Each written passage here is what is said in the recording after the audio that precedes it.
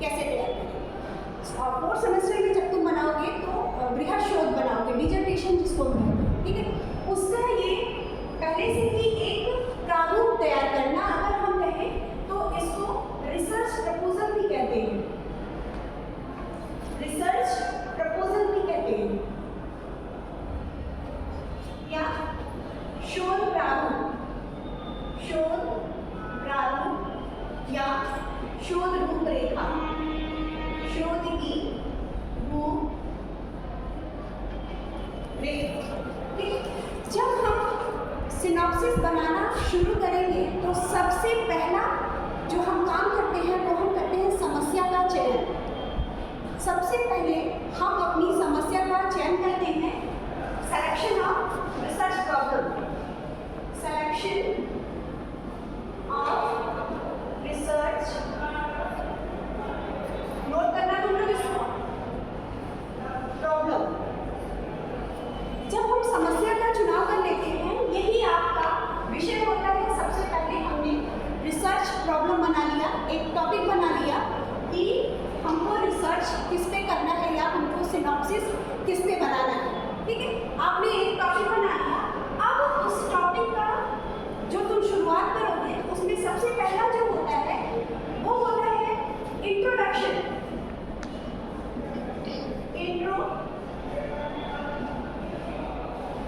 Introduction, ठीक है, परिचय। अब जैसे हमने जो समस्या ली है, ठीक है, जो समस्या हमने ली है, जैसे मान लो लिया है कि comparative study of urban and rural adolescents with their parents peer relationship, मतलब कि शहरी और ग्रामीण जो किशोर किशोरियाँ हैं उनके माता पिता और उनके जो उनका ग्रुप है, पीयर ग्रुप है, साथी समूह, उसके साथ संबंध कैसा है उसका अध्ययन करना, ठीक है। तो वो हमारी समस्या हो गई। अब उस समस्या के बारे में हमको लिखना है, तो ये हम ये करेंगे कि सबसे पहले जो हमने समस्या ली है कि ग्रामीण एवं शहरी क्षेत्रों के किशोरों या किशोरियों के माता पिता के साथ संबंध या उनके साथी समूह के साथ संबंध के अध्ययन का तुलनात्मक अध्ययन, अब कंपैरेटिव स्टडी है। तो ऐसा हमने करेंगे, इंट्रोडक्शन हमने शुरू किया तो हम वहीं से लिखना शुरू कर दिए, किशोरों का उनके माता पिता के साथ कैसा अध्ययन होता है, उनके साथी समूह के साथ कैसा अध्ययन होता है, या ग्रामीण किशोर नहीं। सबसे पहले यहाँ से जब हम डिफाइन करेंगे तो किशोर क्या है, किशोरावस्था की हम डेफिनेशन डालेंगे, किशोरावस्था की आयु क्या होती है, एज क्या होती है वो डालेंगे, फिर किशोरावस्था में क्या क्या समस्याएं होती हैं हम उसके बारे में चर्चा करेंगे। हाफ पैरा या फिर सेकंड पैरा, सब अगर आपको करना है सिनॉप्सिस तो 2000 वर्ड्स पे करना है, 2000 से 2500 भी हो सकता है, ठीक है, कम से कम 2000 शब्दों का आपको सिनॉप्सिस तैयार करना है। इसका बृहद रूप आप 4th सेमेस्टर में करोगे, जो आप टॉपिक बनाए रहोगे, जो आपकी समस्या रहेगी उसी समस्या को ब्रॉड में डिजर्टेशन में 4th सेमेस्टर में करोगे, ठीक है। तो जब आप इंट्रोडक्शन लिखोगे तो आप किशोरावस्था के बारे में लिखोगे, किशोरावस्था क्या है, क्या उसकी समस्या, उसकी विशेषताओं, क्या शारीरिक परिवर्तन, क्या मानसिक परिवर्तन, सारी चीज लिखोगे। दूसरा आएगा आपका review of literature, review of literature, साहित्य का अवलोकन। अब रिव्यू ऑफ लिटरेचर में कि जितना काम जो आपने समस्या लिया है उस समस्या पे और लोगों ने कितना काम किया है। जैसे जो तुम्हारा टॉपिक है कि माता पिता के साथ किशोरों के संबंधों का अध्ययन, ठीक, उनके साथी समूह के साथ, हमने एक एग्जाम्पल एक टॉपिक बताया है, बस आपका अपना टॉपिक रहेगा, आप उससे फिर कोरिलेट करोगे।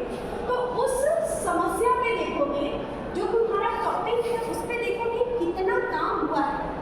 जो काम हुआ होगा वो बुक्स में होगा, जर्नल्स में होगा, पेपर्स में होगा, मैगजीन्स में होगा, वो सारा तुम कलेक्ट करोगे और उसको आप रिव्यू ऑफ लिटरेचर में थोड़ा थोड़ा लिखोगे कि फलाने ऐसे कहा, हर्लॉक ने ऐसे कहा, स्टैनले ने ऐसे कहा है।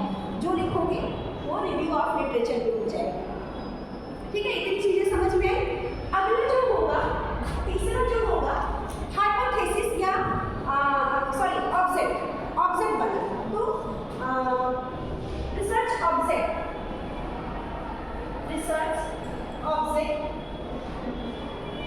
रिसर्च ऑब्जेक्ट जो है वो पूरी तरीके से जो आपने रिव्यू ऑफ लिटरेचर लिया है, जब उसको आप स्टडी करोगे तो जो क्वेश्चंस दिमाग में निकल के आएंगे, कभी कभी होता है कि आप बुक्स पढ़ रहे हो, आप स्टडी कर रहे हो और ये कैसे हुआ, ये क्यों हुआ, ऐसे नहीं ऐसे होना चाहिए, ये बातें दिमाग में आती है ना।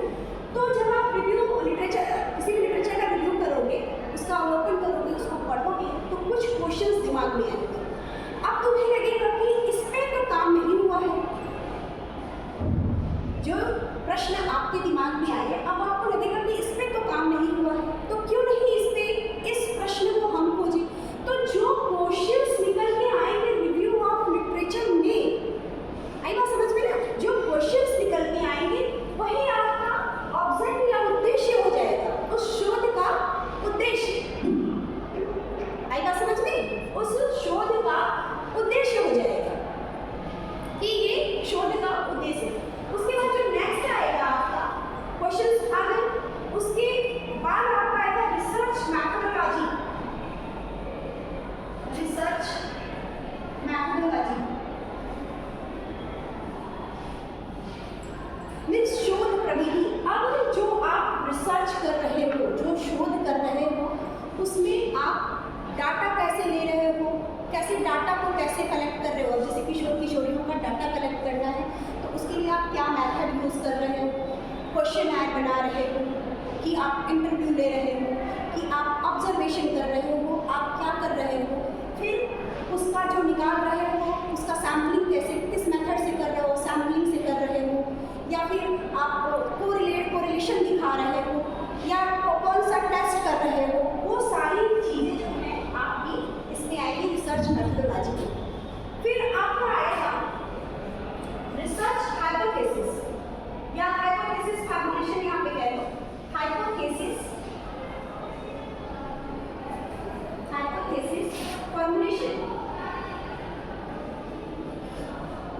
हाइपोथेसिस फॉर्मुलेशन मतलब परिकल्पना का निर्माण। हमने फर्स्ट सेमेस्टर में पढ़ाया था कि परिकल्पना किसे कहते हैं, जो हम शोध कर रहे हैं, ठीक है, उसके बारे में जो डिसीजन होता है कि ये ऐसा होगा, ठीक है, वो पहले से ही आप एक तरह से उसको कह लो तो पहले से ही प्लान करके उसको भविष्यवाणी कर देना कि ये ऐसा होगा, वो शून्य परिकल्पना होती है। वो जरूरी नहीं है कि वही आपका रिजल्ट आए, लेकिन आप एक अनुमानित कथन जिसको कहते हैं, अनुमानित कथन या अनुमानित स्टेटमेंट जिसको कहते हैं कि आपने जो रिसर्च किया उसको आप कह दो कि माता पिता के साथ जो किशोरों का संबंध होता है वो अच्छा नहीं होता है। जैसे एक स्टेटमेंट ये आएगा अनुमानित कथन, अच्छा भी होता है तो कह दो कि बहुत अच्छा होता है, या ऐसा हो तो ऐसा हो सकता है। एक जैसे अनुमानित कथन बताना, लेकिन वो ऐसा नहीं कि वैसा ही हो, एक अनुमान लगाना, एक अनुमान लगा करके उसकी भविष्यवाणी कर देना कि किशोर या किशोरियों का, गांव के किशोरों का ऐसा होता है माता पिता के संबंध, ग्रामीण जो किशोर किशोरी होती है, लेकिन शहरी में ये होता है। एक आप अनुमान लगा करके उसकी भविष्यवाणी कर दोगे कि ऐसा होता है, ठीक है। हाइपोथेसिस फॉर्मुलेशन के बाद फिर आपका जो लास्ट आएगा वो आएगा बिब्लियोग्राफी। बिब्लियोग्राफी या रेफरेंस जिसको कहते हैं, रेफरेंसेस।